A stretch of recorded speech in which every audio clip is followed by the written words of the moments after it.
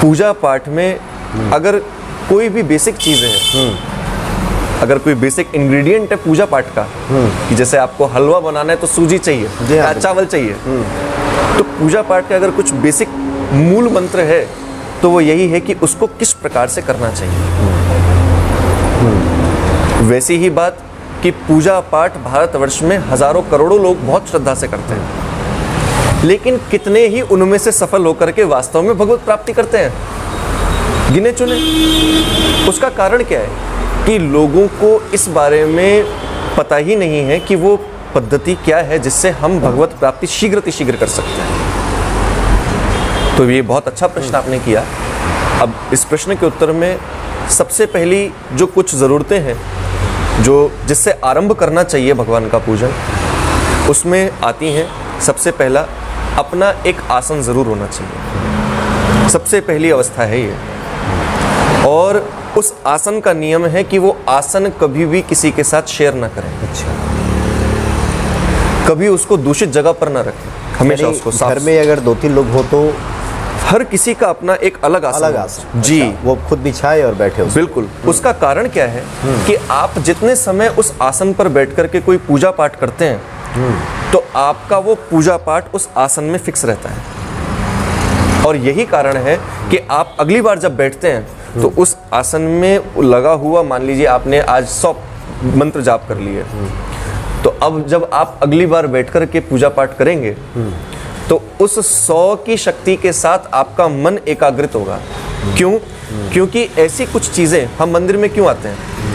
क्योंकि मंदिर के अंदर बाकी सब जगहों से एक पॉजिटिव वातावरण मिलता है। इसी सूक्ष्मता पर हमारे ऋषि मुनियों ने ध्यान दिया कि अब मान लीजिए कि कहीं मंदिर ना हो, तो इसलिए आपने देखा होगा कि पहले ऋषि मुनि आसन, कमंडल, ये सब चीज़ें साथ लेकर के चलते थे कि हम जहाँ बैठेंगे अपने आसन के ऊपर बैठेंगे। किस वजह से?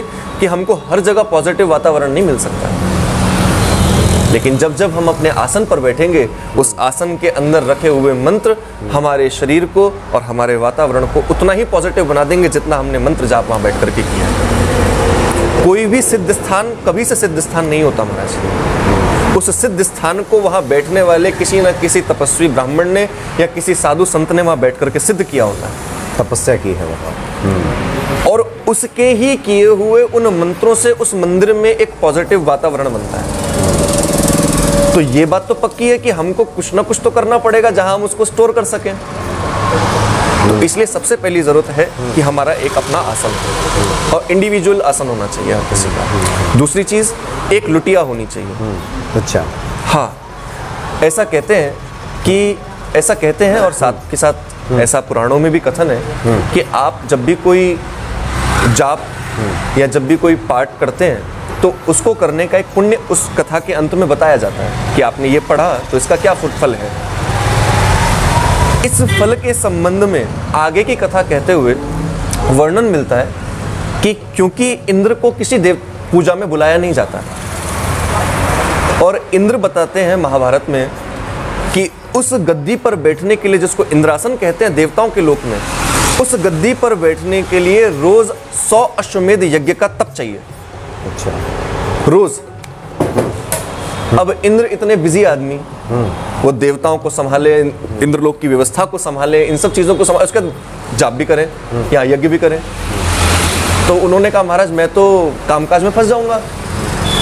तो ब्रह्मा जी ने कहा कि जो भी व्यक्ति अपना कुछ ना कुछ पाठ पूजा कर करके और ऐसे ही उठ जाएंगे बिना आचमन किए, उनके किए हुए उस पूर्ण फल का या उस पूर्ण जाप का जो फल होगा उसका आधा भाग आपको अपने आप मिल जाएगा।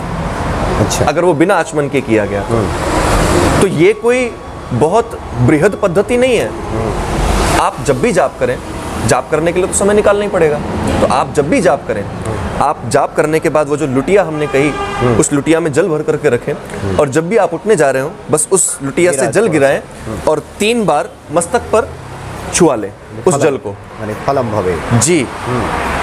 तो इस छुआते समय कुछ लोग ओम केशवाय नमः, नारायणाय नमः, माधवाय नमः कह लेते हैं, और कुछ लोग प्रार्थना करते हैं कि हे भगवान, हमने जितना भी अपना ये जाप किया है वो संपूर्ण जाप हम आपके चरणों में समर्पित कर रहे हैं, ये सब आप तक पहुंचे। समर्पण बहुत जरूरी है, क्योंकि अगर ये ना किया जाए तो किसी भी प्रकार से देवता तक वो पहुंचता ही नहीं है। और इसीलिए हमारे यहाँ अंत में क्षमा याचना की जाती है। तो दूसरी जो मुख्य वस्तु हुई वो हुई लुटिया। और तीसरा कि अपनी माला झोली वो विशेष रूप से अलग रखें और उसका विशेष ध्यान रखें, उसी से ही आप अपने जाप को करिए। शुद्धता का विशेष ध्यान रखें जाप करते समय या पाठ करते समय, और ऐसे किसी भी वातावरण से जो मन को थोड़ा सा दुर्बल करने वाला हो, ऐसे वातावरण से जितना बचा जाए उतना बेहतर है।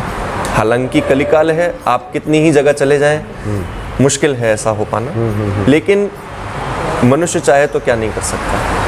हम ही अपनी संगति सुधारते हैं और हम ही अपनी संगति बिगाड़ते हैं। तो जिस भी प्रकार से काम मतलब ये जो मूल जो बेसिक चीज़ें हैं, बिल्कुल, जिसकी निहायत ही आवश्यकता है कि इन 2-3 चीज़ों का आप ख्याल रखें जी, और उसके बाद कोई जप वगैरह शुरुआत करें। जी।